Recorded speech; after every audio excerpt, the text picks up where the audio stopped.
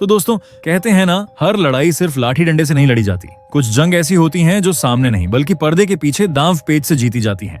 और इस बार भारत वही कर रहा है, चुपचाप मगर चालाकी से। जहां एक तरफ अमेरिका की कोशिश है कि भारत और रूस को एक दूसरे से पूरी तरह तोड़ दिया जाए, वहीं दूसरी तरफ भारत ने जो चाल चली है उसने वॉशिंगटन की नींद उड़ा दी है। जैसे ही भारत के राष्ट्रीय सुरक्षा सलाहकार अजीत डोभाल रूस पहुंचे, अमेरिका ने जवाब में भारत पर एक और 25% टैरिफ ठोक दिया। अब भारत पर कुल मिलाकर 50% अमेरिकी टैरिफ लाद दिया गया है। लेकिन कहानी यहीं खत्म नहीं होती। भारत ने सामने से कुछ कहा नहीं, मगर अपने तेल के खेल में उसने नाइजीरिया को मोहरा बना लिया। और खबर यह है कि इंडियन ऑयल कॉर्पोरेशन ने सितंबर महीने के लिए नाइजीरिया से कच्चा तेल खरीद लिया है। अब कई लोग सोचेंगे इसमें खास बात क्या है, तो जनाब, खास बात वही है जो दिखाई नहीं देती। असली खेल अब शुरू हुआ है और इस वीडियो में हम आपको वही अदृश्य चालें दिखाने वाले हैं जिन्हें समझना हर भारतीय के लिए जरूरी है। लेकिन उससे पहले अगर आप वीडियो देख ही रहे हो तो बस 1 सेकंड निकालकर लाइक बटन दबा दो और चैनल को सब्सक्राइब कर लो। आपके लिए 1 सेकंड होगा, लेकिन हमारे लिए बहुत बड़ी मदद है। असल बात तो यह है दोस्तों कि अमेरिका ने अब भारत के लिए और सख्त रुख अपनाना शुरू कर दिया है। आज से वो 25% टैरिफ लागू हो गया है। लेकिन मामला यही नहीं रुका। ट्रंप ने गुस्से में आकर ऐलान कर दिया है कि इसी महीने के अंत तक और 25% टैरिफ जोड़ा जाएगा। मतलब ये कि जो भारतीय सामान पहले 25% महंगे बिकते थे अमेरिका में, अब उनकी कीमत वहां 50% तक पहुंचने वाली है। और इसका सीधा असर पड़ेगा हमारे एक्सपोर्ट पर। अब भारत को भी मालूम है कि हर कदम बहुत सोच समझ कर रखना है।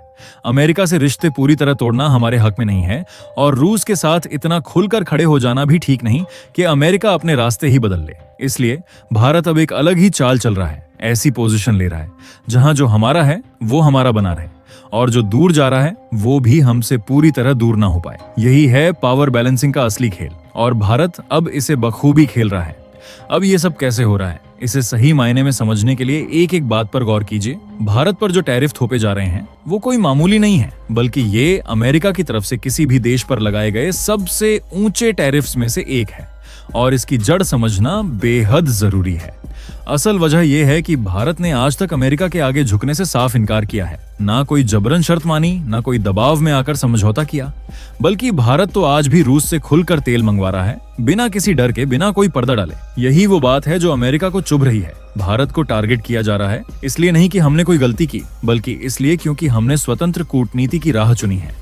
अमेरिका की सोच ये है, अगर वो भारत को दबाने में सफल हो गया तो बाकी देश डरकर खुद ही पीछे हट जाएंगे। किसी की हिम्मत नहीं होगी रूस से दोस्ती निभाने की। लेकिन भारत अगर अपने फैसले पर अडिग रहा तो फिर यही रास्ता और देशों के लिए भी खुल जाएगा। भारत के पीछे पीछे और देश भी रूस से हाथ मिलाते नजर आएंगे, क्योंकि अब बात सिर्फ तेल की नहीं रही। अब भारत, रूस और चीन ने मिलकर ब्रिक्स को एक ऐसा प्लेटफॉर्म बना दिया है जिसे अब नजरअंदाज करना किसी के लिए आसान नहीं। ब्रिक्स की ताकत अब इतनी बढ़ चुकी है कि नाटो जैसे शक्तिशाली सैन्य गठबंधनों के सदस्य भी इस संगठन में शामिल होने की इच्छा जाहिर कर रहे हैं।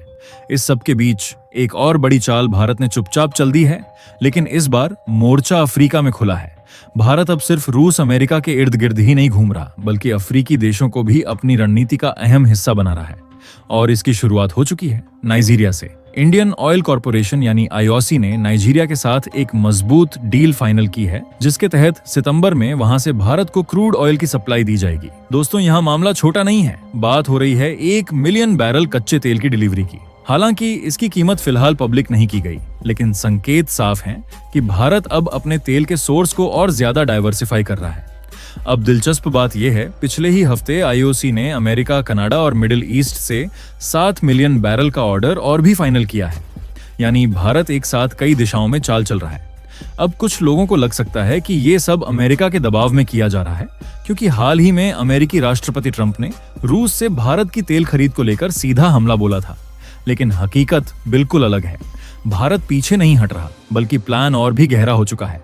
रिपोर्ट्स साफ साफ बता रही हैं कि रूस से लगातार भारी मात्रा में क्रूड ऑयल भारत के पोर्ट्स पर पहुंच रहा है। देश के अलग अलग बंदरगाहों पर मिलियन बैरल यूनिट्स में तेल की डिलीवरी हो रही है, बिना किसी रुकावट के। और सबसे बड़ा जवाब तो ये है, जब ट्रंप की धमकियों की गूंज वॉशिंगटन से दिल्ली तक आ रही थी, उसी वक्त भारत के एनएसए अजीत डोभाल सीधे रूस में मौजूद थे। वो सिर्फ बैठकों के लिए नहीं गए थे, बल्कि वहां S-400 डिफेंस सिस्टम और अब खबरें आ रही हैं कि सुखोई 57 फाइटर जेट्स की डील तक आगे बढ़ चुकी है। यानी भारत अब अमेरिका की नाराजगी के डर से नहीं बल्कि अपने नेशनल इंटरेस्ट को सेंटर में रखकर फैसले ले रहा है। और यही आज की भारत की असली पहचान है। इतना ही नहीं, अमेरिका जो बार बार तेल के नाम पर भारत को घेरने की कोशिश कर रहा है, उसी मुद्दे को लेकर भी अब बातचीत के संकेत मिल रहे हैं। और शायद आपको ये बात पता हो, इंडिया टुडे की रिपोर्ट में साफ कहा गया है कि अमेरिका जितनी चाहे टैरिफ बढ़ा ले, भारत की अर्थव्यवस्था पर उसका खास असर नहीं होने वाला। आंकड़ों के मुताबिक अमेरिकी टैरिफ से भारत के निर्यात पर सिर्फ 1.87% और जीडीपी पर महज 0.19% का असर देखने को मिला है। यानी जो चोट अमेरिका देना चाहता था, वो भारत की अर्थव्यवस्था ने बड़े आराम से झेल ली है। और अब जब भारत नाइजीरिया से तेल लेने की बात कर रहा है, तो ये भी कोई नई शुरुआत नहीं है। दरअसल भारत और नाइजीरिया के बीच पहले से ही मजबूत डिप्लोमेटिक और ट्रेड रिलेशन बने हुए हैं। साल 2021-22 में दोनों देशों के बीच करीब 14.95 अरब डॉलर का कारोबार हुआ था। इसमें भारत ने नाइजीरिया को 4.66 अरब डॉलर का सामान एक्सपोर्ट किया, जबकि 10.29 अरब डॉलर का इंपोर्ट किया, जिसमें सबसे बड़ा हिस्सा कच्चे तेल का ही था। अब दोस्तों, यहाँ पर यह भी समझना बेहद जरूरी है कि जब भारत और रूस की दोस्ती गहरी होती गई, तो कहीं ना कहीं इसका असर भारत के कुछ और ट्रेड पार्टनर्स पर पड़ने लगा, जैसे नाइजीरिया। आंकड़े बोलते हैं साल 2023-24 में दोनों देशों के बीच व्यापार कम होकर 7.89 अरब डॉलर पर आ गया। भारत का एक्सपोर्ट भी गिरा और इंपोर्ट भी, खासकर तेल का। लेकिन अब तस्वीर बदलने लगी है। 2024 में भारत ने फिर से नाइजीरियाई तेल की खरीदी तेज कर दी है। लगभग 4 अरब डॉलर का क्रूड सिर्फ इसी साल खरीदा गया। और हाल ही में इंडियन ऑयल ने नाइजीरिया के अगबामी क्रूड का 10 लाख बैरल खरीद लिया है, जिसकी डिलीवरी सितंबर 2025 में होगी। मतलब जो रिश्ते ढीले पड़ गए थे, उन्हें भारत दोबारा टाइट कर रहा है। यही वजह थी कि पिछले साल खुद प्रधानमंत्री मोदी जी नाइजीरिया गए थे, और ये दौरा सिर्फ तेल के लिए नहीं था। अब भारत और Nigeria pharma, agri machinery, digital technology और फूड प्रोसेसिंग जैसे नए सेक्टर्स में भी साथ कदम बढ़ा रहे हैं। मार्च 2025 में जो नई व्यापार रणनीति पर बातचीत हुई, उसमें 20 अरब डॉलर तक का व्यापार टारगेट सेट किया गया है। और ये ऐसे ही नहीं है। नाइजीरिया कोई छोटा प्लेयर नहीं है, अफ्रीका की सबसे बड़ी इकोनॉमी है और पूरे अफ्रीकी महाद्वीप में भारत का दूसरा सबसे बड़ा ट्रेड पार्टनर भी। अब जब ग्लोबल साउथ की लीडरशिप और ब्रिक्स का दायरा बढ़ रहा है, ऐसे में नाइजीरिया की अहमियत भारत के लिए सिर्फ तेल तक नहीं सीमित है, ये एक स्ट्रेटेजिक मूव है। अब सवाल आपके लिए, क्या भारत को नाइजीरिया से एनर्जी ट्रेड को और ज्यादा बढ़ाना चाहिए या रूस के साथ ही बने रहना चाहिए? कमेंट करके जरूर बताइए।